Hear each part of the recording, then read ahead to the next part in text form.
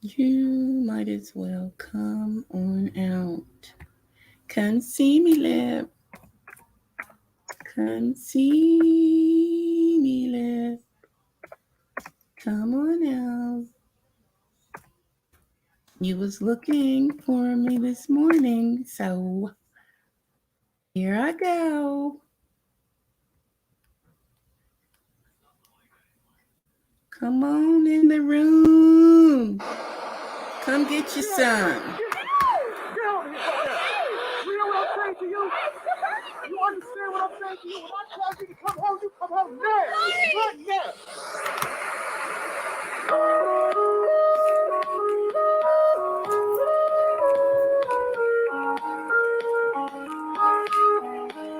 I can't help but wait. Oh, I can't help but wait. Check it out. I see you with him.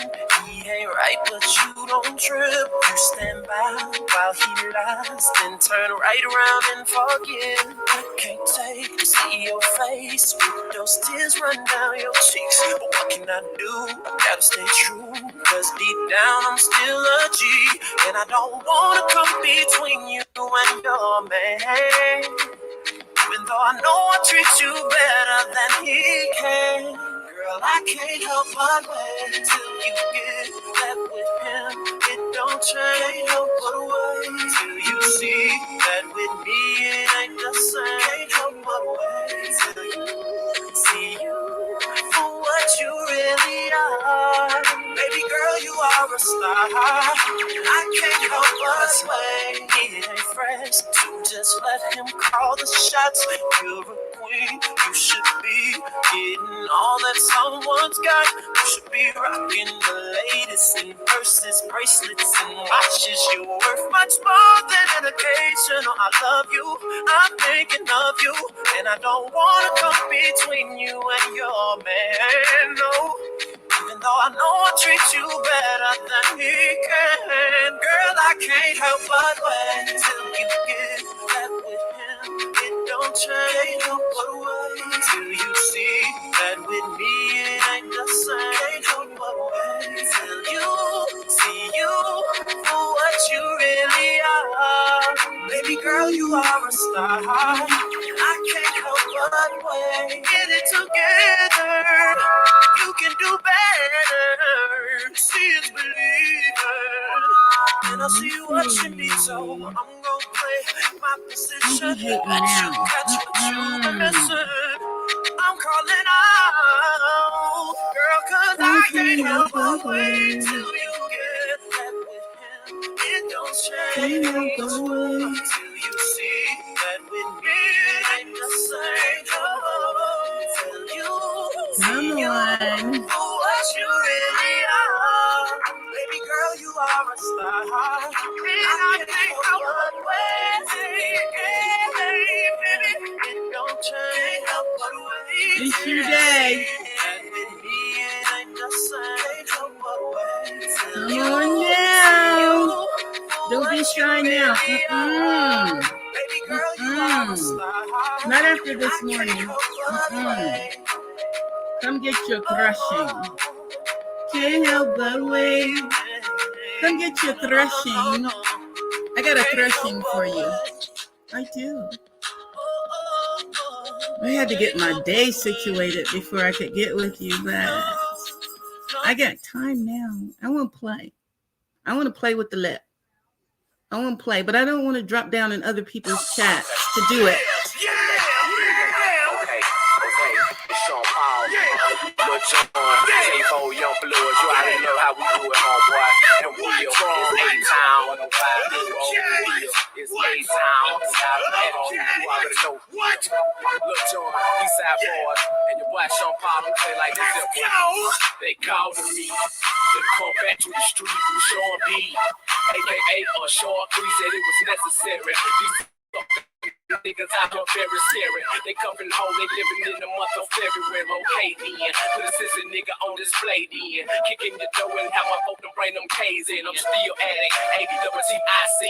It ain't no hoe out there for real. Who don't know about me, bitch, I'm for sure with it. Don't make me pop that trunk to the left, bitch, I will go get it. And I ain't selfish, I will let you in your whole Billy. Won't catch me sipping, no Chris and got a cold Billy. It's short bloods, 8-pound, all liquor sipping. Coming straight from the gutter. Toe tag a motherfucker, leave him under a cover. Lil John, he dropped the beat to make it bounce like rubber. Sean Paul told the heat to make it more than sluggy. Yeah. If we don't give a damn, we don't give a fuck. Good shit. If we don't give a damn, we don't give a fuck. We don't give a If we fuck. don't give a damn, we don't give a fuck. If we don't give a damn, we don't give a fuck. Ghost God, no shit, what we know shit.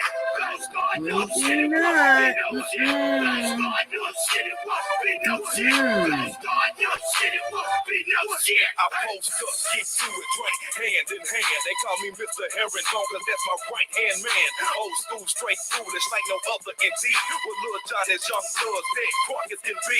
Had it crew 105, as if you looking to You like to drop down, Lip, drop down.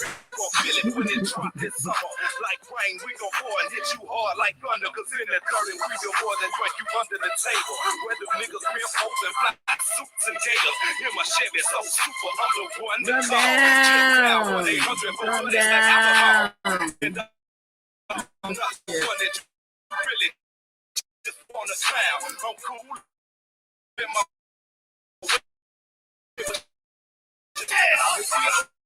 give a damn, we don't give a fuck. If we don't give a damn, we don't give a fuck. If we don't give a damn, we don't give a fuck. If we don't give a damn, we don't give a fuck. Ghost God, no shit, what we know shit. Ghost God, no shit, what we know shit. Ghost God, no shit. All heads get switched cheesed up, and you gon' need more distinctions to pass that leak up. Jump, I'm out, beat up, no flush. If you ain't hold with it, and I ain't selfish, I would let you wear your whole business. Talking big boy shit, me mugging like a motherfucker, my hand on my dick.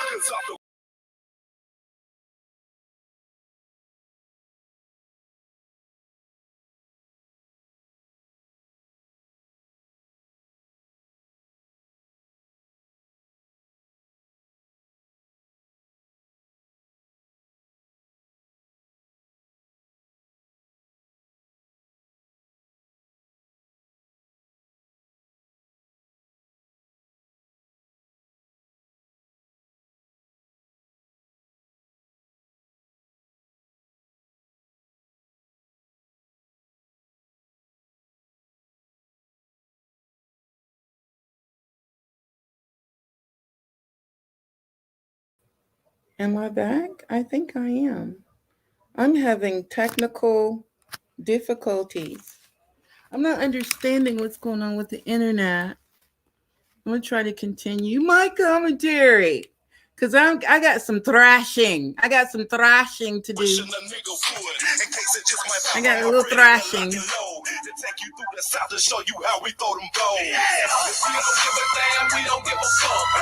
If you don't give a damn, we don't give a fuck. If you don't give a damn, we don't give a fuck. Shit. Won't be no shit. Well, the lip made shit this morning. I'll stop. The lip made shit this morning. The lip made shit this morning. Lip felt like she needed to drop down and make shit this morning. So Lip dropped down in Deanna's chat this morning talking shit. The Lip dropped down in the chat looking for 23 this morning. The Lip looking for me this morning. I don't know what she wanted. I don't know what she needed. I don't know why she came. I didn't see it when it dropped down, but I know it dropped down in the chat because I heard the people scatter. People went running. Everybody went running off. There was people running and hiding and ducking and locking their doors and closing their windows. People was running for dear life because, let me tell you why the people were running. This is why the people were running. I think they're catching on. It's not hard. It's not hard to catch on because I said that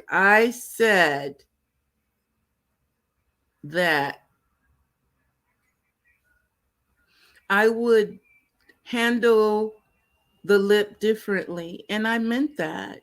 I have to handle the lip with gloves now. I have to put gloves on when I'm dealing with the lip. And I have 2 pairs on right now. I have on 2 pairs of gloves because I have been doing my research, and it says in order to deal with people like the lip, you must be prepared. You must be wearing gloves. Here, let me let you listen. Let me. Did you leave your wallet, purse, Let or me cash show at you. home? Make pay Well, with your phone open. let me let you listen to what I've been filling my brain with, because Many times, I listen to my customers and clients, and they're confused whether he or she is a narcissist or whether he or she is just another toxic person, a random toxic person. A toxic person doesn't destroy you. A toxic person is just a toxic person who has got negative traits or toxic traits. But narcissist will destroy you completely. And that's why they have narcissist personality disorder, a serious mental health problem. serious, Narcissist destroys the victim completely. completely. And let's discuss in detail. A narcissist destroys the victim on physical level. Number 2, on emotional level. Number 3, on mental level. Number 4, on psychological level. So on all the levels, narcissist is able to destroy you. Let's discuss one by one. Number 1, physical level. Physical. Physical level means while dealing with a narcissist, or if you are in a relationship with a narcissist, never ever in your life your health would have deteriorated so much. Your physical health and goodness Damn. and well-being. These motherfuckers mess Is with your attacked. well-being. Your health will 100% suffer while dealing with a narcissist. Ooh-wee. People start having weight problems. Either they gain a lot of weight, or they become underweight.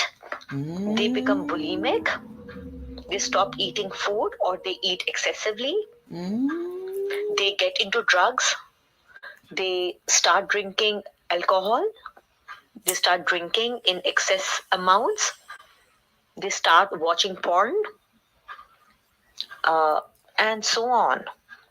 I mean, victims of narcissist abuse develop serious health problems, those health problems which they never had before the narcissist came in their life. Depression.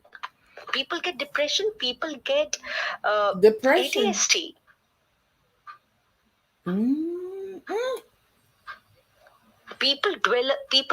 The victims themselves develop mental health problems while dealing with a narcissist. Narcissist destroys you on physical level. Your physical health, they destroy you. Well-being is gone completely. That is the first sign that you are dealing with a narcissist, when your physical health and your well-being. Let me tell you, the lip will feed off of your skin.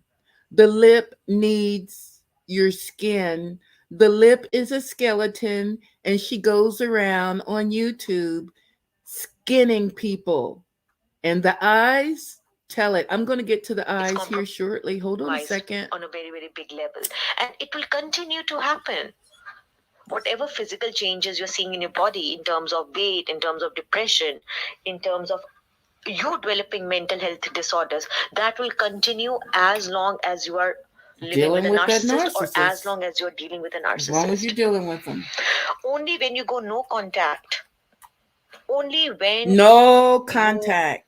are able to It's the separate only yourself way from to the get away from narcissist them. or break the relationship, only after that your physical health recovers. Number 2, narcissists destroy you on mental level. And by mental level means on intellectual level, you lose your sense of right or wrong. Such They is try the to make you trauma crazy with the of being in a confusion. narcissistic relationship. So much are you traumatized, so much you are in the trauma that you lose your senses. You lose your senses in decision making. You lose your wisdom in making good decisions. All the decisions which you should be making, you are making all those wrong decisions because your mind has lost the power because of the narcissist manipulating you, abusing you. And narcissist push and pull strategies, narcissists creating trauma bonding, all these things create stress in your mind. Your mind is always in a stress. You can't make good decisions for yourself. You can't make good decisions for your children or for your family because you yourself are lost in thoughts. Because you are in stress. You are not able to even serve the needs of your family. Any person whose mind is so stressed, they spend a lot of time thinking about the relationship. Then how will you serve the needs of the family? That's how narcissist destroys you on mental level as well. You're always thinking. Your mind is always in stress. Because your relationship with a narcissist is such a big question mark. And at the top of it, narcissist projects his all negative traits onto you. So you become more stressed. Your mind becomes more stressed. And with this stressful condition, with this stressful mind, you're not able to serve the needs of your other family members or your friends who need you at that time. You lose your mental wisdom. Number 3, narcissists destroy you on emotional level. And I think this is one of the major points. Emotionally, you are gone. The 8-year-old, but his brother, who stopped by the house briefly this Girl into his home, then sexually assaulting her. 66-year-old Sydney Markland told deputies. Also developing right now, an Ocala man is accused of luring an 8-year-old girl into his home, then sexually assaulting her. 66-year-old Sydney Markland told deputies the child was wearing, quote, provocative clothing during the assault in July of last year. News 6's Eric Von Inken joins us now live from Ocala. And Eric, the victim says she knew Markland when this happened, right? And Lisa, this is why detectives here in Marion County are so concerned tonight. There could be more victims, more children out there. So this is his home behind me. Kids live all up and down this block. Neighbors are telling me that kids would walk by here. They knew who he is, and he also knows who they are. Oh my God, I can't believe it, because I'll be honest with you, he preaches the Bible, knows it inside out.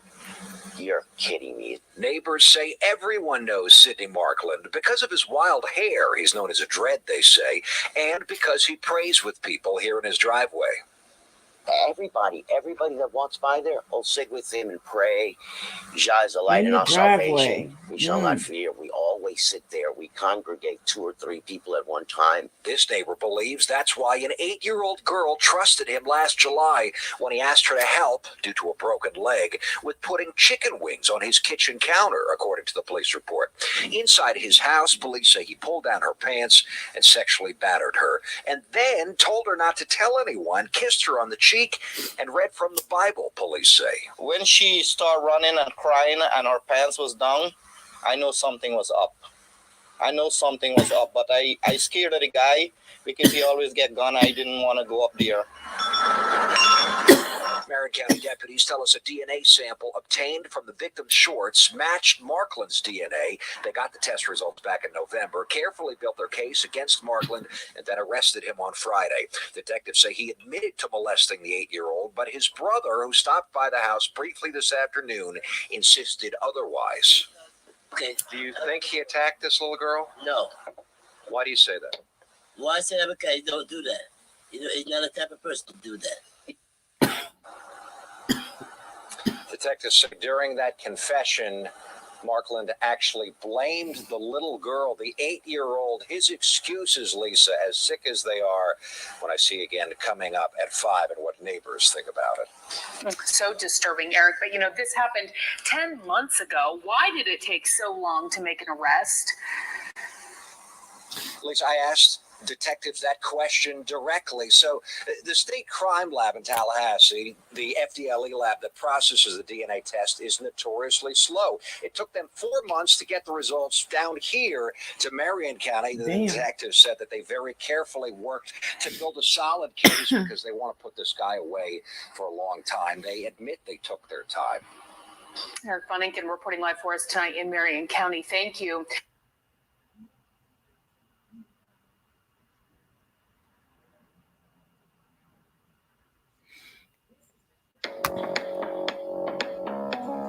This is one app you won't want to skip.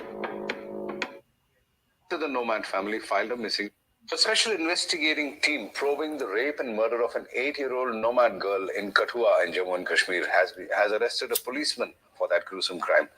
Ironically, the arrested special police officer Deepak Khajuria was part of a police team that was sent to trace the missing girl after the Nomad family filed a missing report with the police last month. Remember that this incident had raised a lot of protests there. Police say the accused has confessed to his crime after he was confronted with evidence. The motive behind the crime was to create fear among the Nomad community. Nazir Masoodi has the details. As a matter of fact, prima facie has been established against the second person whom we arrested. He is part of this conspiracy, I won't say, but it's a clear-cut murder and rape. The role and individual liabilities will be fixed.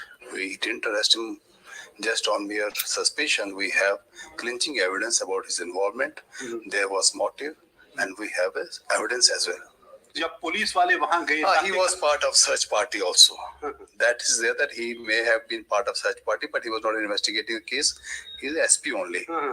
And now we have the motive why this happened. And that is the clinching evidence. So I won't divulge more. जब आपको ये लगा कि police का ही कोई बंदा है इसमें आपको कोई ताज्जुब हुआ, शॉक हुआ? No, not at all. Not at all. Because we are investigating a case. It's not that we are investigating something against police. Anyone who's involved in a criminal case is a criminal. So it doesn't matter much to us whether he's a police officer or policeman or whatsoever it is. So it is a matter of professional responsibility that we have to discharge. So do you feel there are some more people who are involved in it, or you have cracked the case completely? No, not. Yeah, we have cracked the case totally, but I will not rule out at this juncture involvement of someone else. So we investigate the case. That it will take some time to clearly come out with the entire thing because everything has to be connected with the crime. So mere on suspicion, I will not say more than that. Thank you very much, Mr. Puri. So ADG Crime Jammu and Kashmir Police, who supervised this investigation, is saying the SPO was involved, and because of the glitching evidence about his involvement, he has been arrested by the Special Investigation Team of Crime Branch.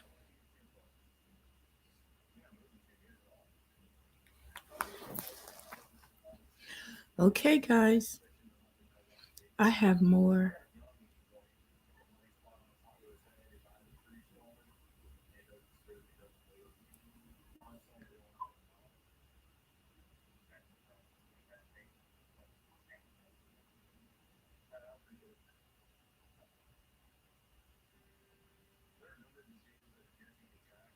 A Mahoney County jury has had a tough week and heard a child's account of sexual assault in the trial of Brian Griffin.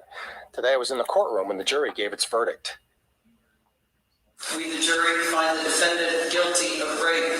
Brian Griffin and his defense just couldn't refute a 12-year-old child's testimony. She really had a lot of detail. Her account of what happened to her has always been extremely consistent. The girl was 8 and 9 years old when the crimes happened. Griffin was 22 years old at the time. A simple question led to the discovery of sexual abuse in the home.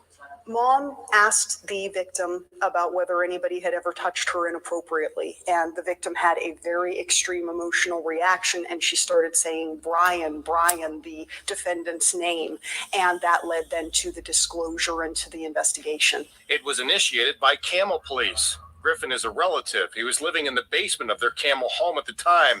His sexual conduct with the child happened after the mother left for work in the morning. The jury believed that Griffin had raped the child 8 times during 2012 and 2013. And I'm happy that they were able to understand that kids don't always report right away, that there isn't always going to be DNA evidence in cases like this, and that they can rely on the victim's testimony. Judge Shirley Christian revoked Brian Griffin's bond after the guilty verdict. The prosecution is going to ask for life in prison without parole. Brian Griffin will be sentenced next Thursday. They said life in prison. They Mahone County said jury's had a tough week. life in prison for that man raping an 8-year-old. He got life in prison. I don't know. I'm pretty sure they'll kill him when he gets there.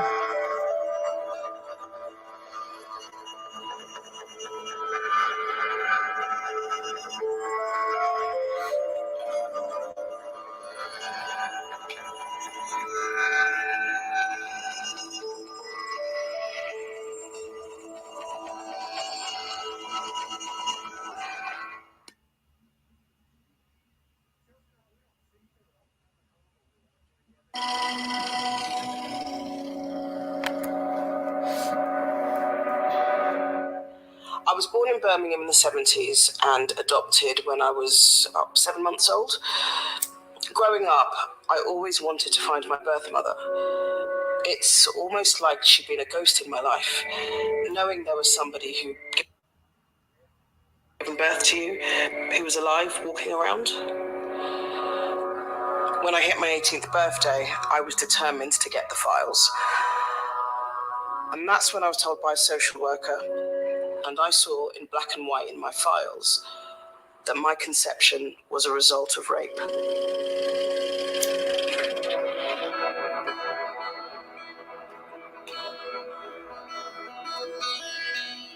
My birth mum had been 13, a schoolgirl, and my birth dad, a family friend who was 35.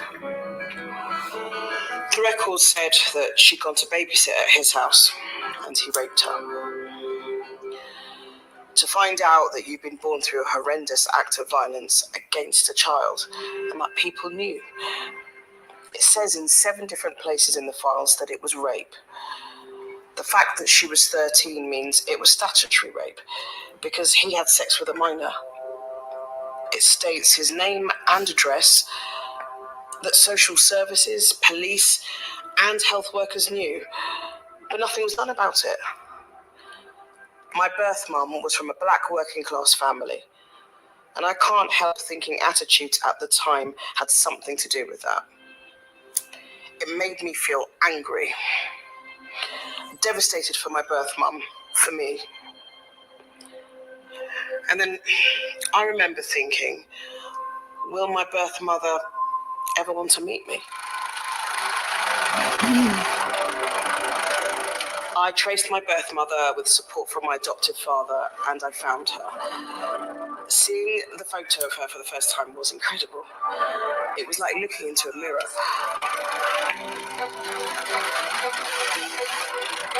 I remember us meeting when I was about 20. I walked off the train, and she was there. I can only imagine how she must have felt seeing me there as an adult. She said that she'd always hoped I'd find her. But it wasn't some soft focus moment or loving embrace. It was just really surreal.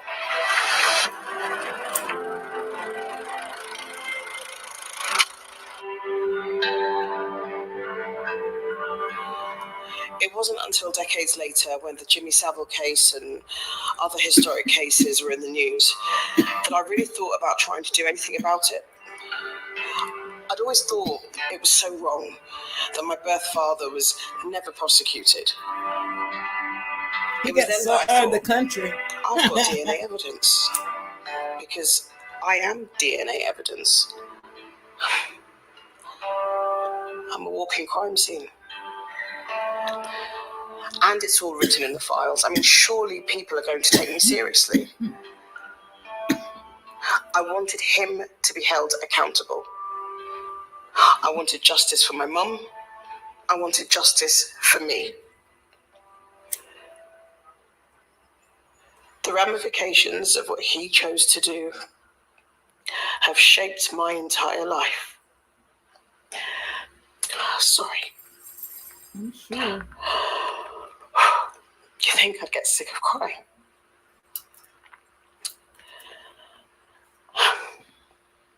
And he's been able to get away with it and just live his life.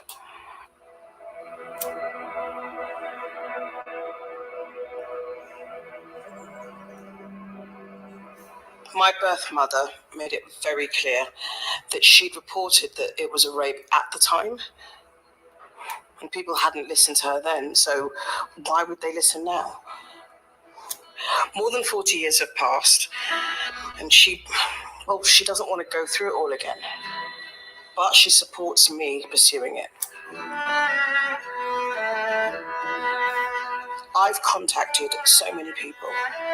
Police, social workers, solicitors, MPs. They just say, you're not the victim. Because of that crime, I am alive. My whole life's been dictated by it. But no one will see me as a victim. I am living, breathing proof of a child rapist, and nobody is interested. How is that okay?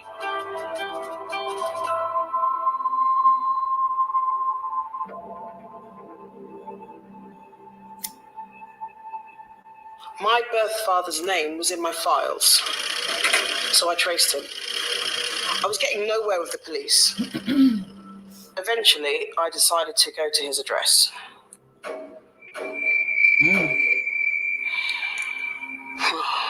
I just remember the nerves. My heart was pounding, I was sweating. I mean, this man, like a ghost, he's done the most heinous act. And this is who I'm going to meet.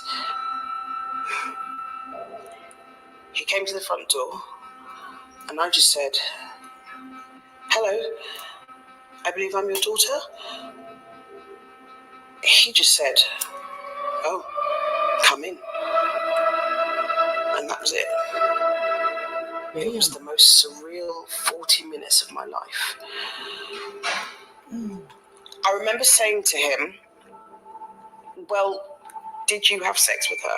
Because if you didn't, then we don't need to be having this conversation.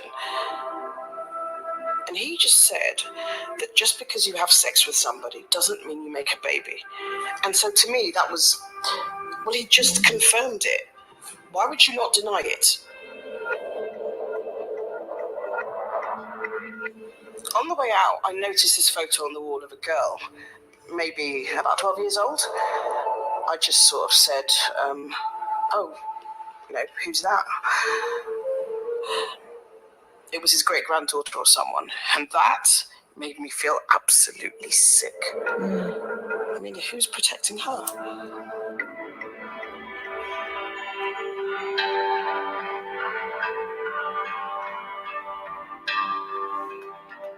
I found out that there have been victimless prosecutions for rape, when people don't feel able to report it because of the nature of the crime, but there's evidence.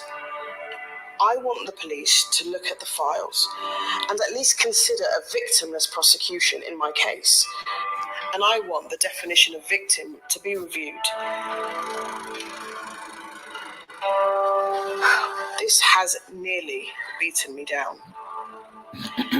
Being adopted comes with so many difficulties, and the trauma of this has affected every part of my life.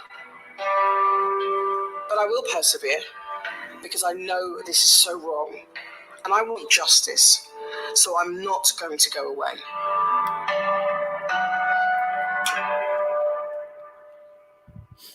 Oh, I have more. I have more.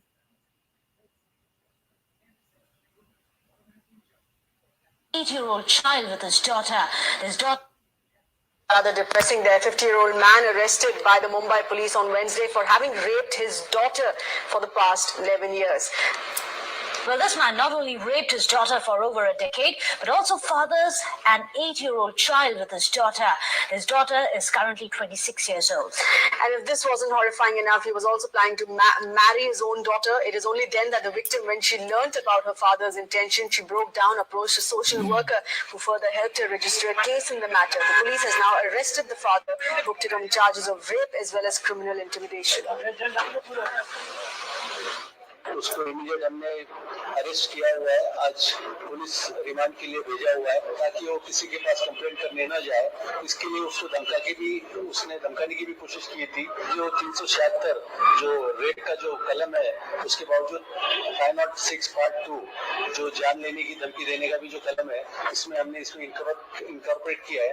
और भी investigation के दौरान जैसी भी बातें हमारे सामने आएगी, उस तरीके से हम हमारे कानूनन कार्रवाई करने की कोशिश करेंगे। 12 साल हो गए हैं इस चीज को, और बच्ची मेरी 8 साल की है। जिस तरीके से मतलब और लोग करते हैं, ये कहते हैं कि हम लोग मतलब जैसे भी रहते हैं, लोगों को ये पता नहीं चलना चाहिए कि हम हस्बैंड वाइफ नहीं है इस तरीके से, वरना तेरी बच्ची का जान ले लूंगा और इसकी जिम्मेदार सिर्फ तू ही रहेगी। इतने सालों से मैंने पुलिस में इसलिए दर्ज नहीं करवाया शिकायत, क्योंकि वो हर किसी की जान की धमकी देते हैं। और मतलब वो जो बोलते हैं वो किसी भी तरीके से, वो इतना हैवान है कि किसी भी तरीके से वो अपना मतलब बात मनवा के ही रहता था, और किसी भी तरीके से मतलब मुझे डरा के धमका के ऐसे रखता था। मुझे मेरी माँ से ना मेरी बहन से किसी से मिलने नहीं देता था। Started off with crawling back home in Russia, and we went on a climbing wall. And I went on a school trip with my class back home in Russia, and we went on a climbing wall. And as I was climbing my distance, the carabine that attaches to me, it like broke. So what happened is that I fell on one of the spots, which was a concrete floor basically, and there was just a sudden flop. After I got admitted to ER, they decided to do several different tests and x-rays. And what the x-rays showed that my elbow was broken, my pelvic bone was broken, and as well as it was dislocated. So what you can see when the bones get in, one of my side, which was my right side, was moved like this. So it was pretty horrifying to see, and it hurt a lot. After I got diagnosed, I got admitted to a hospital, and I was there for about 3 months or so. What my journey consisted of is I was laying down in a pose, basically just straight up with one of my legs open wide like this. Tragic. And I couldn't move. So what I couldn't do is I couldn't sit, I couldn't turn, I couldn't get up, I couldn't walk. Basically nothing. So I had to lay in the position flat like this for about 2.5 months. So once I got home, that's when all of my physical therapy and all of my recovery started. Basically, I finally could start at least sit up and finally could normally eat, or, at least take a proper shower. Since I technically couldn't go to a hospital to do any physical therapy, so a person would come to my house directly and then give me a massage on my muscles and my hip area as well as my back, because all my muscles were basically not used for 4 months and they were like in really bad shape. So they wanted to prepare me so I could start walking again and doing just daily activities. No walking. So what happened after that, I had to finally start learning how to walk again. So I started off with crawling. That was like kind of to get my hip bones moving and get that muscles build up, because it really helps you. So I did that. I crawled around my house, and after that I tried to learn how to balance myself again on both legs. So I would stand near the wall and try to push myself and hold it on both legs so I could have my both weight kind of balanced out. And obviously learning how to walk again was kind of a big challenge because you feel like a little baby again. You don't know how to walk. You need help. I need someone to be there for me, to hold my hand, you know, and kind of like even walk me through my house from my bedroom to kitchen just to eat or go to the bathroom. So no matter how young or old you are, think about taking care of yourself and think about if you get injured, take care of your bones, take care of your health, and as well as do physical therapy. Don't lack on that because later in life it will help you. She had her pelvic broken. 4 months. 4 months. No walking. I don't know. 4 months.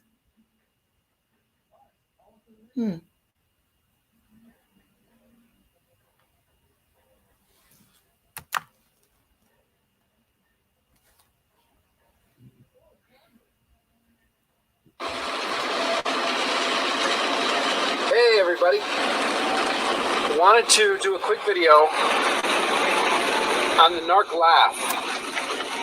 Now to me, in my experience, the narc laugh was, in most cases, not a real genuine laugh.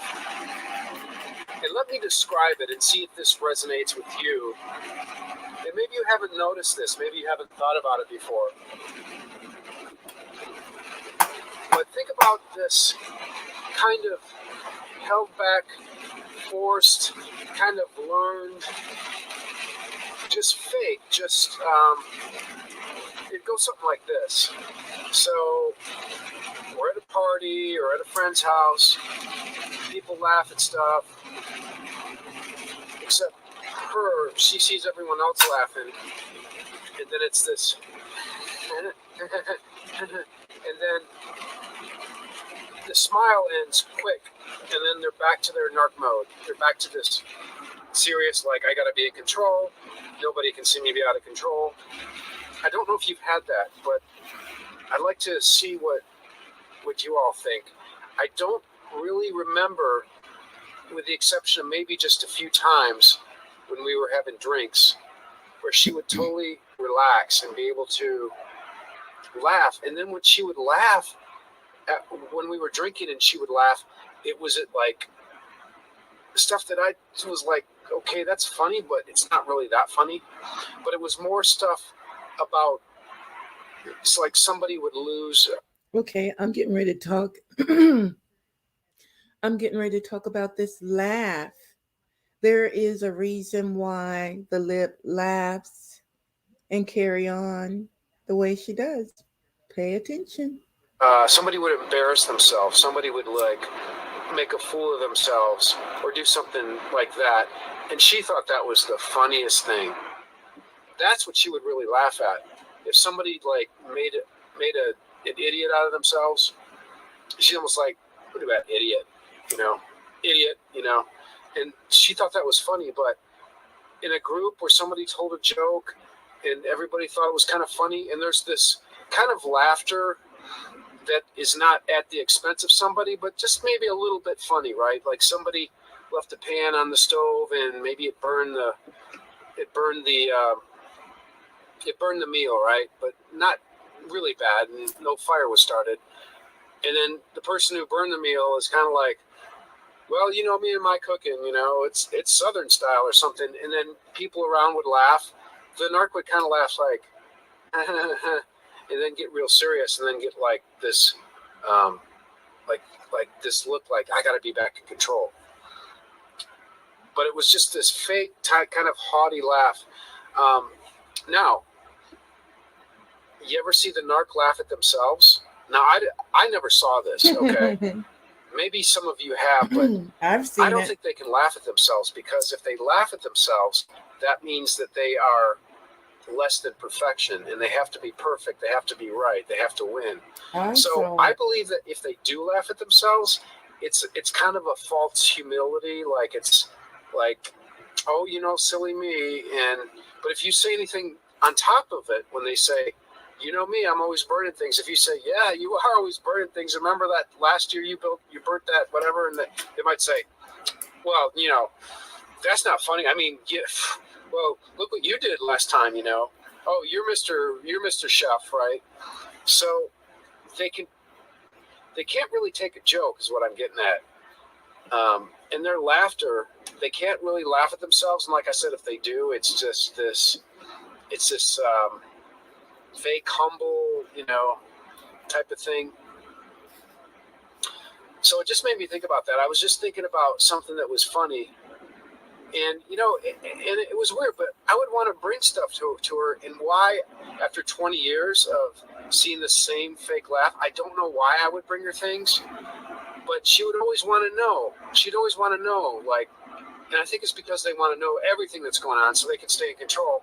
She'd always want to know, so, what's so funny? What's so funny? And I'd show her and I'd laugh, and she'd be like, oh, She wouldn't think it was funny.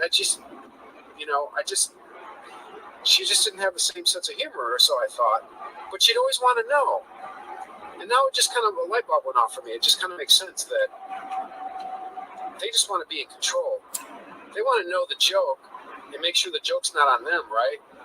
Yeah, oh man, if they find out the joke's on them, ooh. So that's one thing that you can do if you really want to upset your narc is laugh at them. Make it really funny. Just, oh my God, can't believe you did that. Just go like that. Oh man, you will get a rage. Oh, they can't take humor. They can't take humor. Because remember, they are emotionally developed at say an 8-year-old, okay, or a 5-year-old. They don't get humor. And if they hear laughter in the other room, well, why do they want to know about it? Do they want to know about the joke because they think it's going to be funny? No, they want to know that it's not about them, to make sure no one's laughing about them. And if they are laughing about somebody, well, maybe I can use that joke they're laughing about, that information, I can use that about them later on, because they were shamed, right? They were embarrassed. If they were laughed at, then I can use that to laugh at them later and use it for control. That's how the narc thinks. The laughter is another form of control. If you're embarrassed about something and people laughed at you, well, the narc thinks that that's devastating to you because people laughed at you. So that's how they think. So they're thinking the same. So you see how that works? So if they laugh at you, it's not really effective with me. When she tried to laugh at me, I would just think it was funny too. Didn't harbor any resentment for me. I like to be funny. I'm a funny guy.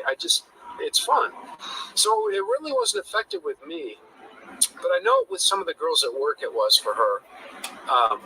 To just kind of give this kind of haughty kind of, I'm going to give it to you. And just, using the laughter as another form of manipulation and punishment and control and all that good stuff. So, anyways, just wanted to make that about laughter. I have more. And ask questions. Why do the narcissists mock so much?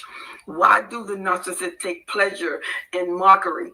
And a lot of times we think that they're just making fun, but really the narcissist is revealing the strength of you. And the only way he could devalue you is through mockery. The mockery lets you know that the narcissist sees something in you. They see a strength in you. And they need to devalue that strength. They see you in a powerful way, and they need to disengage you from that powerful moment. And so what the narcissist does is make you feel ashamed of that moment through mockery. You could be at church and lift up your hands, and the narcissist would tell you, I was totally embarrassed by you when you lift up your hands and it was quiet and you vocalized that worship in a quiet moment and you disturbed the pastor when he said anything, or you are at the job and he said, why did you wear that outfit, and laugh at the outfit and mock the outfit and look at those shoes. The shoes can be perfect with the outfit. And he'll say, why didn't you wear other shoes? Why did you wear those shoes? And he will laugh. just laugh and mock you. And you know what you feel? You feel 2 inches tall when the narcissists mock you, because they make you feel like you don't know how to dress, you don't know what you're doing, and so they laugh. They will even go on the job, and you will focus on your job, and you'll tell them, I'll be with you with just a minute. But you done told him your favorite person. They will seek out the favorite person on your job, because remember, the narcissist does their homework. They are very inquisitive. They've asked enough questions. You've given them enough information to let them know the perfect person on your job, how you are close to them.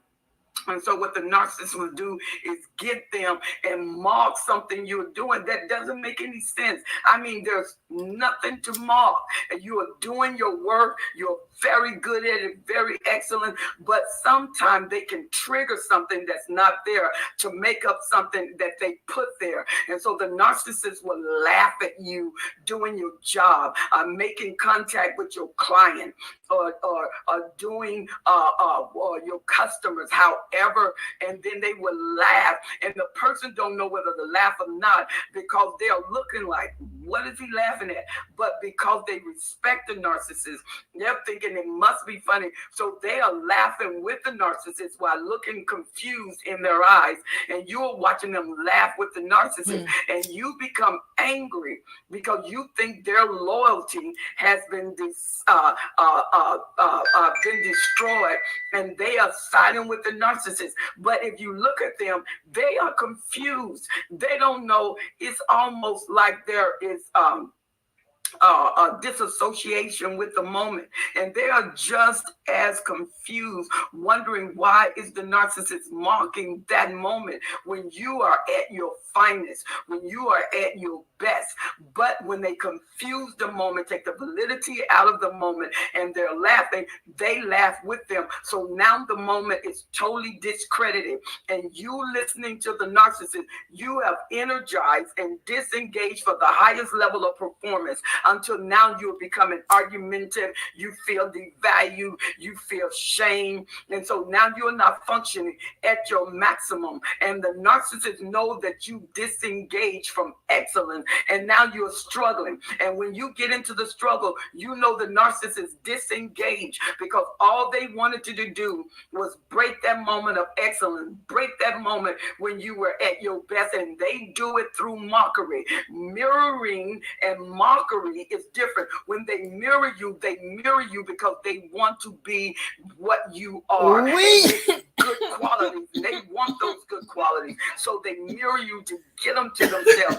Mockery is when they take those good qualities and bring them down, because they know that you got strength, so they mock you in weakness. You got excellence, so they mock you in a disability form, saying that you're not doing your best. I gotta run that back a little bit, because that's the way it's supposed to be done.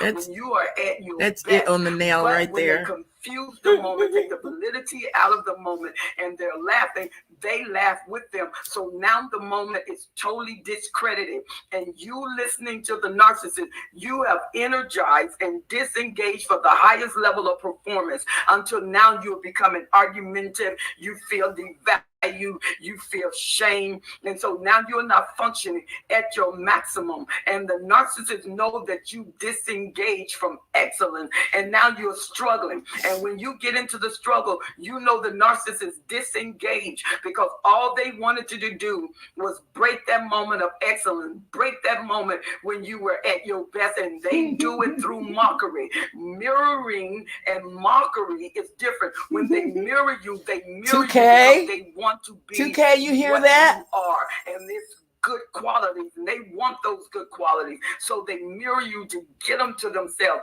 Mockery is when they take those good qualities and bring them down, because they know that you got strength, so they mock you in weakness. You got excellence, so they mock you in a disability form, saying that you're not doing your best, and why are you doing that? Is that the way it's supposed to be done? Even if they don't know the job, even if they don't know what you do, mockery always deduce you and devalue you, but they take that and make fun and laugh. What devaluing is attacking you. Mockery is basically taking humor at the cost. of your emotions, of your character. And that's what the narcissist does. And the narcissist may come home and you cook a meal. There's nothing wrong with the meal. You got the color coordination together. You got the food. It's the perfect steak, the perfect lobster. Whatever you're doing, the food is delicious and tasteful. And the narcissist tastes it and just bursts out laughing. And you're asking why? Why are you laughing? And you taste it and you are now trying to find different ingredients that may not match what you're serving. And you can't find it. And the narcissist is saying it's too salty, it's too this. And to you, it's not. And you're looking at them. See, the narcissist use confusion as a powerful weapon to take your mind against cognizant decadence, where you are disassociated with the moment, you're confused with the moment, you don't understand the moment, and it's uncalled for. It doesn't even match the occasion. That's how crazy the narcissist can be, and that's how the narcissist can limit you in a powerful person that is in excellence. It's like a business owner, multi-million-dollar business, and the narcissists come in with mockery, and the mockery is letting you know they are feeling intimidated. They are feeling outsourced. They are feeling a lack of excellence, but they're transferring their feelings onto you, and they're using. I knew that. humor. Hey, wait a minute. You can I knew that one. I knew that one because I kept saying the lip wants me to be like the lips want the I can't even say it. I kept saying that the lip wants shit to happen to me that happened to her in her life. I knew that one. A lot of this I already knew. Disengagement. Your friends, your family. And then, like I said, you got an outfit, and then you can drive them. He said, well, why don't you drive tonight? And you get behind the wheel, and they're criticizing you the whole time, laughing the whole time. You almost hit that car. You were swerving in the other lane, and you did none of that. You did not swerve in the other lane. But do you know that you can listen to a person so long until you are convinced of what they call a truth, but to you it's an absolute lie, and then they mock you. They laughter can be intimidating. People who laugh at you through mockery can be just as disassociating and just as tremendous as a person who's devaluing you in anger. That's why you have to know who you are. When mockery comes, gray rock is the best thing, because you have to assess your mind, because your mind can get delusional with someone that you got invested interest in. The more you invest in the narcissist, the deeper he can go or she can go in your heart and in your emotion. That's why usually when the narcissist pulls something, guess what they do? They love bomb you at a height because you are getting ready to drop. He's getting ready to come in, and mockery is just as strong devaluation because of anger, because of the alternate reality, and you can't put it together. So what you do, you go to work harder, because when they mock you, guess what comes? Shame. And shame always demand to be covered. Shame always demand to be approved. So the more they mock you, you go after them for further approval. And when you go after them for further approval, that's what the narcissist wanted. They wanted that counter reaction. They wanted you to energize and running after them and coming after them to let them know you're important to me, and I don't know what I've done, but I brought shame. I done brought mockery. And you have to know mockery is your cue that you're on point. You are doing something that the narcissist want. He couldn't mirror that moment because he needed to devalue that moment. He needs to tear it down. And if you notice, it's usually you got a promotion on your job. He laughed and said, what? How did you get a promotion? When you told me and you didn't say anything, you never said anything. The narcissist will argue you down that you made a statement that you find nowhere in your mind in the historical vows that you ever said that statement, and they will make up a world, and you are so convinced that they're right because they're so believable. Or they would, if you got an event to go to and you are dressed to the core, the narcissist would see you and laugh, and have you the downside from looking. Then you go and what you were wearing is what everybody have on, but you are now second rate because you allowed the mockery of the narcissist to get you out of being first class and got you in coach. And that's what the narcissist like to do. He like to minimize you to maximize himself, because when the narcissist feel intimidated by your business, intimidated by your success, intimidated by your intelligence, if he doesn't hit attack, he mocks you, because who can come up against laughter? Who can come up against when the narcissist is mocking you, telling you what it is not, and you've been with them for 5 years, 10 years, and that's why usually something like this happens in the beginning of the relationship, in the beginning of the marriage, because the more investment you have, the mask of the narcissist is off. So you are fully alert that this narcissist can betray your confidence, betray your character at any given time to satisfy themselves, because they're totally self-absorbed. Everything they do is about them. Even if it looked like it benefit you in the end, it's about them.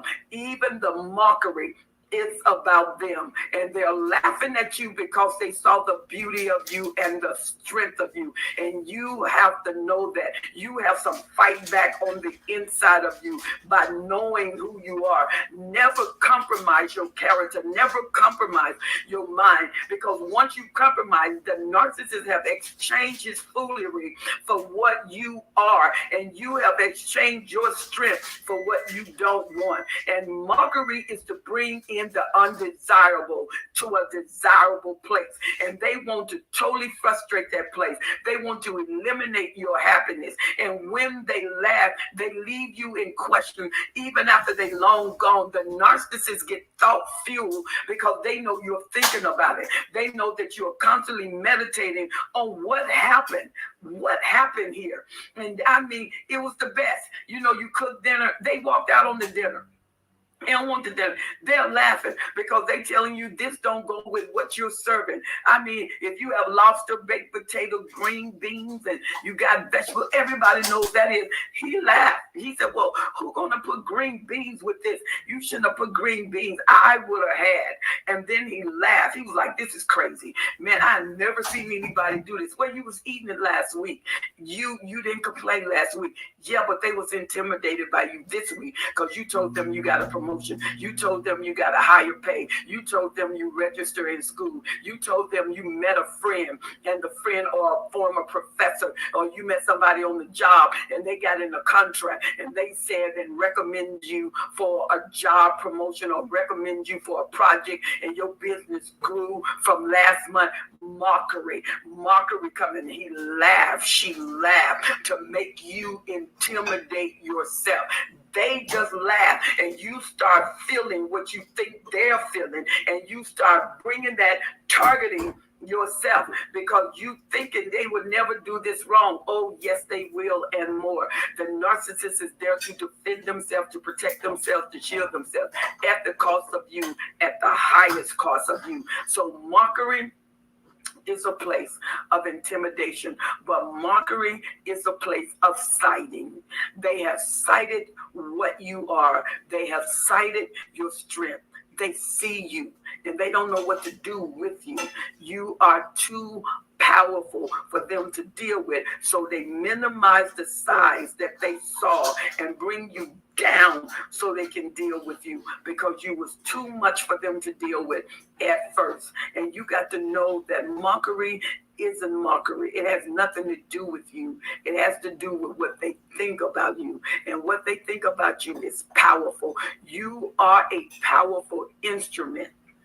in your business and your motherhood, in your education. You are creative. They haven't killed your creativity. You sleep and you come up with these great ideas. And because the narcissist is right there, you end up sharing those ideas, or you call them on those ideas. They make you feel like they're really concerned. If the narcissist is just a date and y'all are not married, you're not living together, then what the narcissist did is get you to call them. And when you call them, they go to work. The mockery. And what it is, the narcissist is letting you know their shame, their condescension, that they're trying to transfer over. And you must know that mockery has nothing to do with your intelligence, nothing to do with your skill level, and that you are more powerful than the laughter. And the more people they bring in through smear campaign, then they turn it to humor at your expense. That means that's a flying monkey. They was able to break them down. But a lot of times people don't really know how to act because it's not funny, it's not humorous, and they think that it's really hurtful, but they don't know how to assess that emotion with laughter, because now the narcissist is not mirroring. He's breaking the mirror. She's breaking the mirror so you won't see your reflection. And they lay down in your face, in your mind, so the reflection could be of them laughing. That is horrible, because you are totally stripped when they take fun and when they mock you. Whatever you say, they mock it. We call that the parrot effect. And the parrot effect is mockery. They sound off everything you say. They mimic everything you say. It's like being between two mountains, the echoes bouncing off. They echo everything you say, except what you're saying is good and right, but they make it seem like something is wrong. So when you are experiencing the mockery of the enemy or the narcissist, know this: you are seen in your power, you are seen in your excellence, you are seen in the greatest position that you can be. And the only way you can minimize that moment. I'm sorry, I was getting something to eat. Mockery. But remember, he's mocking you opposite of what you really are. Oh, I got it on. Wait a minute, let me pause her. You stay up. I hit the nail on the coffin this time. I got it. I am 100% right. I know I am. Make him work. And in the end, who really gets the last laugh? Well, I pray that you've enjoyed the video. Many of you have asked questions, why do he mock me? That's why he mocked you.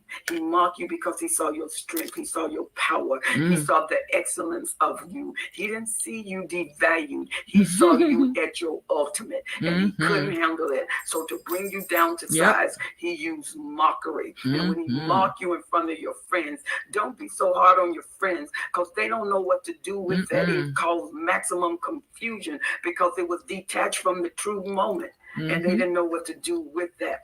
Well, then you stay where you are. You train your mind to be who you are under all conditions and circumstances. So I pray that answered your video. Those of you who want sessions with me, please feel free to write me at destinyhepper12s@gmail.com. destinyhepper12s@gmail.com. And I'm calling all empaths. I want to do a class with all empaths at every level, every range, every dimension, every realm. And that's the realm of the super empath. I will do a class with yes, all Cruz. empaths. I want your feedback. I got the lip now. In the class as we go through the class. I'm hanging that whore out to dry today. If you're interested in class, destinyhepper12s@gmail.com and say, Helen, I am interested in the class. Sign me up. When I get enough interest, we're going to pursue this on Zoom, and it's going to be awesome with empath. You were made to impact the earth.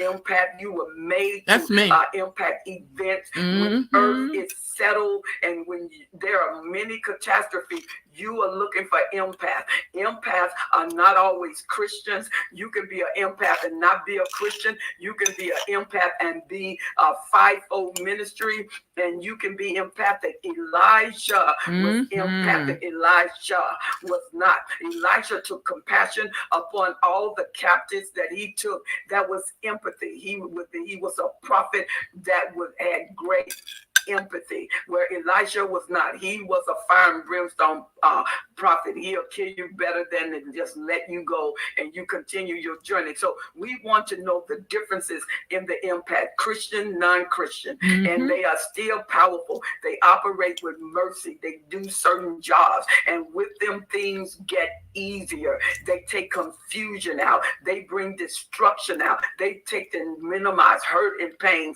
Do you know the empaths are very, very, very, very powerful people? That's and me. When they are around you, they can be such a blessing and an honor. And then we want to talk about when the empaths become frustrated, when the empaths shift. What happens when the empath go to the dark side? We want to talk about that, because dealing with narcissistic relationship, a lot of time it is challenging for the empath. So please write me Destiny Helper 12s@gmail.com if you are interested in it. Leave your contact information and I will be calling you, because this is going to be second to none. This class is going to be very, very, very, very powerful. I am looking forward to you on the next video. Remember to like and share the page and subscribe. Subscribe to my YouTube channel. Push that bell, and every time I come on with a new video, you will be alerted. You will never be in the dark. You will be the one to know what I'm doing, and as soon as I do it. Thank you. I have more. Good morning, YouTube. Just give you guys a heads up. My second video about the narcissists and their demonic laugh. Yes, we've talked about in the past, excuse me. We've talked about in the past the demonic stare and the demonic smirk. Well, in this video that I've posted to Patreon, I'm discussing the narcissist demonic laugh. They have a snicker, they have a laugh that's really sadistic, and we're going to talk about that in this video, but it's in Patreon. Okay, if you want to see the full video, you're going to have to subscribe to my Patreon account. It's only $5 a month to get the video, to see all my videos, and I will post the link down in my description box and in my comment section, okay? So what you do, you click on the link and you sign up for the membership, and you will have access to those videos. Okay, guys. Also, I'm leaving for vacation. I'm going to Aruba Saturday. Between today, Wednesday, Thursday, Friday. Okay. Did you leave your wallet, purse, or Okay, cash at guys. home? Make paying with your phone happen. We are about, wait a minute. We are about to get into the eyeballs, because remember I was trying to tell you guys about the eyeballs. I got it. They mean something. And I'm going to prove it. About them damn eyeballs. Black and other crazy Hold on a second. Here we go. Hello, lovelies. Welcome to Nut Free Formula. My name's Freedom. Thank you for joining me today. In today's episode, I want to talk about a fascinating topic. It is a question that was asked in one of the Facebook groups. And it's a comment, not a question. The comment says, "It is crazy how several of us experienced the eyes turning jet black and other crazy things that can't be explained." Now, this is a quite common, it's a quite well-known narc. I'm told you you're not going to get a wrench on this page. I keep telling you that one day. When people see it, it often makes them start Googling things like, is the narcissist a demon? And then they come across information about the Jezebel spirit. Now, I'm not a Christian, and this is certainly not to take away from anyone's Christian or religious beliefs. But I sometimes think that when we say that the narcissist is suffering from, kind of being taken over by a Jezebel spirit, we're letting them off the hook. We're giving them an excuse for their behavior. And not only are we doing that, just quickly, the narcissist will be the first person to take full advantage of that. So, for example, if you are a Christian and you do believe it's the Jezebel spirit, and the narcissist will say to you, it is not me. I cannot help it. I am possessed by a spirit, by a demon. Please pray for me. Knowing full well that they're just going to turn around and take full advantage of you at a later date. So, let's talk about the science behind this black eye phenomenon. And let's talk about the eye itself, first of all. So, I've got some notes, and I've been researching this particular condition. So, first of all, the pupil, so the eye is made up of the You're going to Miami for Thanksgiving. Coloured part of the eye is called the iris, and the dark part of the eye is called the pupil. So the centre of the eye is the pupil. And pupil dilation, which means when it expands, is regulated by the sympathetic nervous system, which is part of the body. It's the part of the body that controls the fight or flight response. And when the pupil size changes, the pigment in the iris either compresses or spreads apart, depending on whether the eye of the pupil is dilating or shrinking, so expanding or shrinking. Now, there's also an eye condition called aniridia. It's a disorder. And it creates the look of a pure black eye. It's a chromosomal mutation, and it makes the eye appear all black. But in fact, there is a small ring of iris on the outside.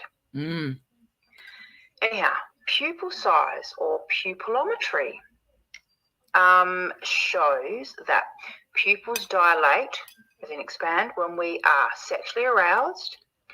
The eyes also dilate due to changes in lighting. Hold on, Cruz. 1 minute. I got a mouthful. Hold on a second.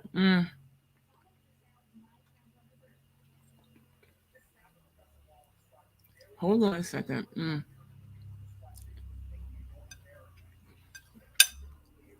Okay. So on this part right here, Cruz, thoughts. She says that they get sexually aroused. They said that they get sexually aroused by this harassment that they do. Listen to this part. And feelings can also change pupil size. Certain drugs, such as LSD, mushrooms, amphetamines, all dilate the pupil. When we orgasm, the pupil dilates. And according to Daniel Kahneman, who was a Princeton University psychologist, he said that the pupil also dilates when trying to figure out complex mathematical equations. So the more complex, the more wider the pupil dilated. So bringing it back to the narcissist, well, I have a theory, and this is my theory, as I said, with a little bit of science behind it. My theory is the black eye phenomenon occurs at times when we are arguing with them, and they have a huge and instant rush of adrenaline. And so just quickly, adrenaline and noradrenaline are two separate but related hormones and neurotransmitters. So essentially they're released into the bloodstream, and they prepare the body for this fight or flight. Man. And She's one getting of a the high. things that they do is they dilate the pupil. I assume so. It's that it can see under low level lighting. There's a lot of different reasons why that would happen.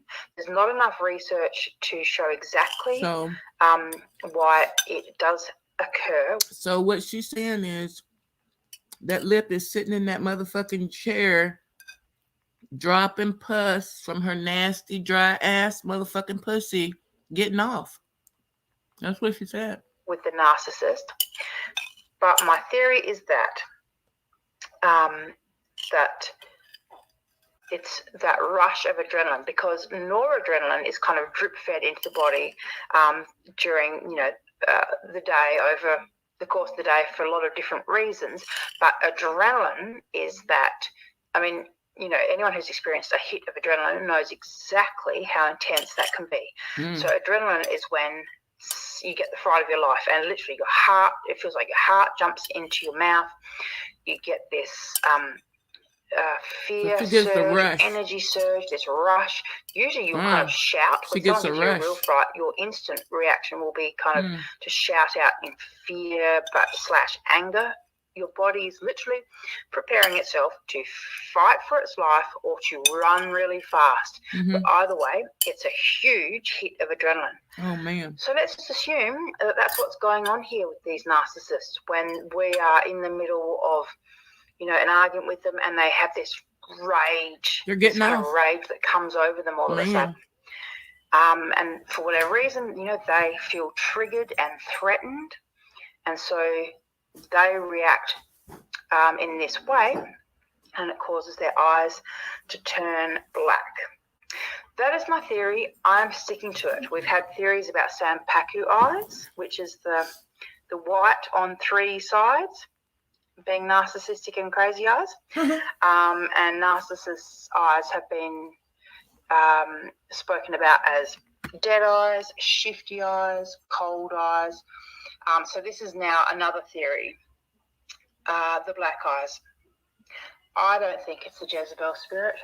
I think that the narcissists suffer from a personality disorder, and they do have control over themselves. And if you give them any way to avoid taking responsibility for themselves, they will take it. So if you say to them, oh yes, you're suffering from the Jezebel spirit, or you're possessed by the Jezebel spirit, they will say, yes, I am. Please pray for me. Don't fall for it, darlings. Don't fall for it. And just for the record, I know how terrifying the black eyes is. I have experienced it myself. It is very damn scary. It's like something out of a horror movie. I've only seen it once, maybe twice. I've only seen it a couple of times in my life, but it's scary. It's a thing. It's real. But that's my theory anyhow. All right, lovelies. Thank you for listening, and with a higher PPV compared to prenatal serum. So I'm talking about the eyeballs, and I'm going to talk about why they're always watching. Because they're always watching because they have to feed off of you. This is why at 7 o'clock this morning, I'm in a different community. I can't even say it. I'm in a different community enjoying myself, and the lip drops down. I keep telling you guys, I have to stay on the low because if you don't even have to say the lip now. The lip just dropping. The bitch just fucking dropping to be fucking dropping now. Ain't nobody saying nothing. Ain't nobody looking for her. We ain't smelt no goddamn pus. Ain't no grease slip sliding. Ain't no goddamn titties dropping. I don't know. Nobody's fucking doing shit. The bitch showed up. She just dropped down. I don't know. So it is what it is.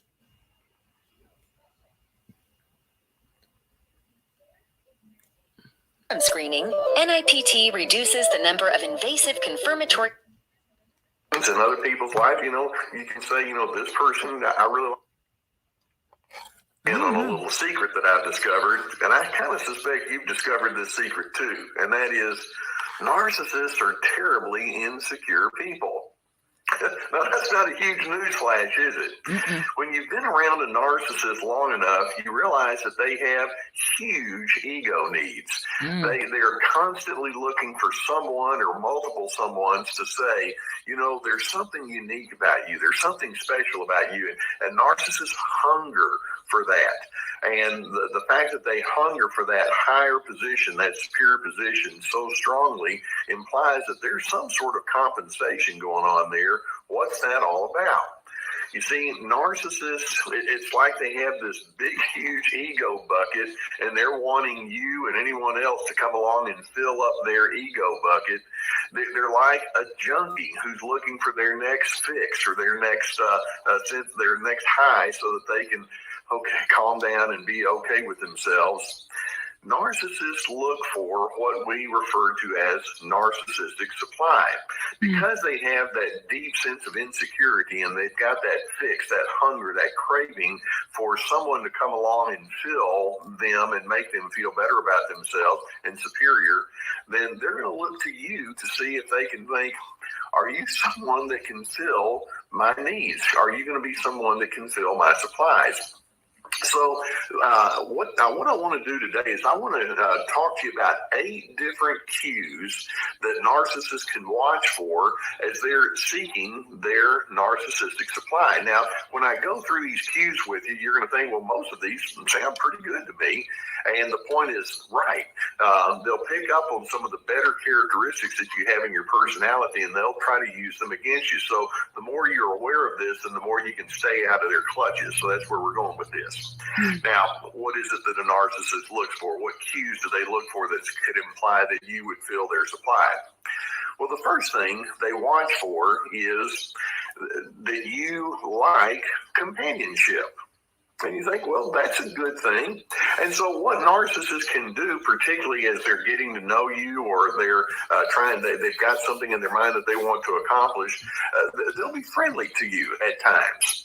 And they can think, okay, you want companionship. You're the kind of individual that enjoys being around people. Yeah, we can work on that. And then eventually what they'll do is they'll get to know you and they'll do nice things for you. But every nice thing that they do kind of goes onto their scorecard. And then later on, they're thinking, you owe me. Because you see, I'm the best thing that happened to you, and I'm somebody that knows you more than anybody else does, or I'm in your business now, like other individuals don't. So why don't you just go ahead and do things the way I want, because you don't want me to abandon you now, do you? And so, interestingly, they're setting you up as they give you a certain form of companionship, because down the road they're going to use that as a vehicle towards keeping you inside their fold.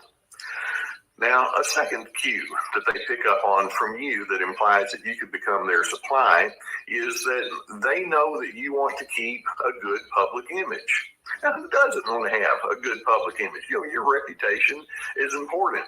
And the more the narcissist picks up on that and realizes, you want people to think well of you. And you want to, you're on this organization, or you're with this group over here, or you have this this reputation here at work that is so heavy as a part of your credibility. Then later on, as they know you much more fully, it's kind of like you wouldn't want these people over here to know about that temper tantrum you threw the other day, did you? Do you? And so they'll hold your negatives against you in such a way where you're beholden to them. Or let's suppose that you said something that might have been critical about someone else. And then it's like, other folks think that you're a really nice person, but I know you differently. And I know that you can think critical thoughts. You're not nearly as nice. And as a result, it's like they've kind of got a grip on you now because they know that your reputation is important. So they play off of that. And in the meantime, it allows them to feel like they have a position of power. That's their supply. That's their fix. A third cue that they can pick up on. and that is you can be the kind of person that likes to speak well of other individuals. In other words, you're the kind of person that pays compliments. You like to be an uplifting presence in other people's lives. You can say, this person, I really like the way they handled this, or this person over here, they're just such a joy to be around, and I really enjoy their company. And the narcissist is thinking, it's good that you like to speak well of other individuals, and I want to make sure that you're doing that with kind of an us mentality. Include me on that, will you? And so you might wind up saying things like, well, if the narcissist, for example, has done something improper, you might say something like, well, but he's really a teddy bear on the inside. Or if that other individual has done something and everybody's wondering, what's her issue? It's like, well, she's been under a lot of stress lately, so don't worry about it. She'll get through it. And if you're the kind of person that tries to speak well to the extent that you make excuses on the narcissist's behalf, they're thinking, okay, good. And that's a cue they pick up on. It's like, ooh, I like that characteristic in you. Let's play that up as much as possible. Or a fourth cue that they are looking for from you. And this one can sound a little strange at first, but I think you'll go along with me. And that is, you're willing to argue with them. Now, you might think, why is that a cue that helps them feel, or that lets them know that they can feel superior at my expense? Well, it's because they can argue with you all day long. All day. And it's like, you're willing to play my game, aren't you? Good, because I'll wear you out. And when you argue with them, it's like, ooh, this is such a good inroad for me to show who's the boss around here, or who's the ultimate person whose opinion needs to be tended to, and it sure isn't you. And so when you're willing to go into that argumentative game, and when you're willing to get into that tit for tat kind of communication, and both of you are agitated, they won't quit. And it's like, I like this because now when I put you down, it elevates me. You've now become their supply. Or a fifth cue that they pick up on from you that says that you can be exploited. And that is, you can be the kind of person that can be cajoled away from your boundaries. And when we talk about boundaries, we talk about you having a well-conceived notion of who you are and what you want to prioritize and what you believe in. The narcissist can be the kind of person that says, oh, come on, you don't have to do that, or why don't we just do something a little bit different? And so they can take you out of your comfort zone at times. I've had people who've left the narcissist, and it's like, when I was with that person, we drank too heavily, or I wasn't really allowed to be around my family members, and even though I wanted to be around them, it's like it was just too much trouble. They talked me out of it, so I'd go along just to get along. Or the way we handled money, I didn't like the way that we did that. Things of that nature. The narcissist is looking for someone that can be cajoled away from their normal way of doing things, because they're hoping that you're not confident enough in your boundaries so that they can step in and they can just say, well, let's just do things my way. They like that. Sixth cue that they pick up on, and that is, if you're a servant and you like to be helpful, it's like, okay, good. I can work this. Because you know what? I happen to enjoy being served. And when somebody's helpful, I like to be the one on the receiving end of it. And so these individuals can set themselves up to be on the receiving end of your good nature. It's like you're constantly feeling like, well, I'm just doing them one favor after another. And they ask me to do things and set aside my preferences, and I'll do it. Because the more you like to be kind and friendly, the more they're thinking, I can use this to my advantage. And so they pick up on that from you, and you're thinking, I thought this was a good trait. And it is, until the narcissist shows up. A seventh cue that narcissists pick up on that imply that they can use you for their supply, and this is another one that feels insidious, and that is, you're willing to discuss personal matters. You'll talk about your emotions and your needs. You may disclose some of your hurts and some of your historical experiences that have not gone well. And the narcissist may think, okay, tell me more. Because all the while, they're thinking, there's going to be a day when I need some material that I can use against you to elevate myself. And this is my inroad right here. And so the more you're the individual that's self-disclosing and you get into those personal dimensions, they're looking at that as an opportunity to exploit. Or an 8 cue that they pick up on, and that is you're able to be motivated by duty or obligation. You see, narcissists, they live with a tight agenda. There's a certain way things are supposed to be around here, and I'm the one that writes the agenda. And so if they sense that you're somebody that's an agenda-driven kind of person, it's like, good, we can do this all day long because I'm just going to keep telling you, well, you should have done this, and here's what your obligation is here. And so in doing this, it's their way of saying, I can stay on the superior side. And see, let's go back to that original thought that I gave, that these are individuals. That's like you talking about, that's like the lip telling people to stop talking about her or stop talking about her child or talking about her family in general. But yet and still she's recording and going through people's videos with a fine-tooth comb. You're a sick individual, and I know how to treat you. Who are trying to get their ego bucket filled. They're that addict that's looking for a fix. And they want you to feel beholden to them, and they look for all of these good characteristics in you that implies, okay, you're going to be somebody that's going to do it for me. So let's cover real quickly 3 things that we can watch for so that you don't get caught up in this exploitive kind of meaning that they have. And the first is you want to stay grounded in your own self-respect.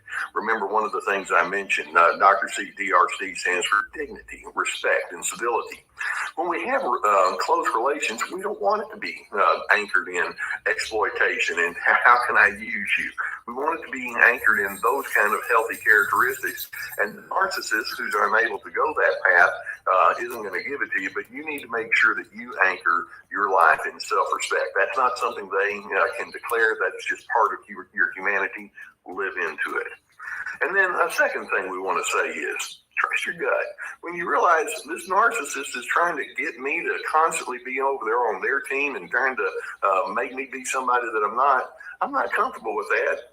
Okay, listen to what you're saying and allow yourself to follow through on what your good gut tells you. In other words, we go back to that word boundaries again. Stick with your boundaries. And then a third thing, remind yourself that even though they want you to fill that ego bucket, they want you to be their supply, it's not your responsibility to prop up the narcissist. That's something that they need to learn to come to terms with within themselves, as opposed to trying to exploit other individuals to fill them up. Okay? So let's just say this. When they look for you to be their narcissistic supply, I'm hoping that you can say, my supply store is closed. I'm not going to fill your ego bucket that's full of leaky holes. You're going to need to go find a different source for your supply. And believe me, they will.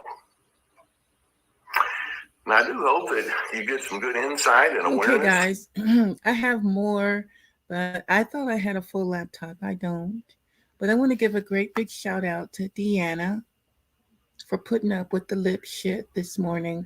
The lip went over to the beef sector again, dropping down in a chat. I keep telling, I don't understand. Nobody's looking for you.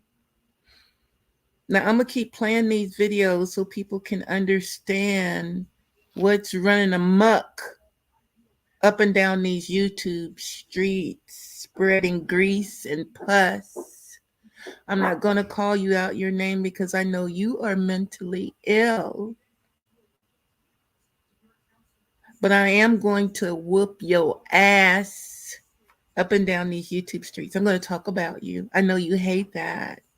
So I'm going to talk about you, and I'm going to continue to talk about your dirty, low-down ways, your mental illness, your stalking behavior.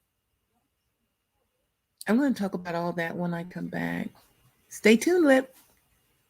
Stay tuned, Hoa. Once a Hoa, always a Hoa.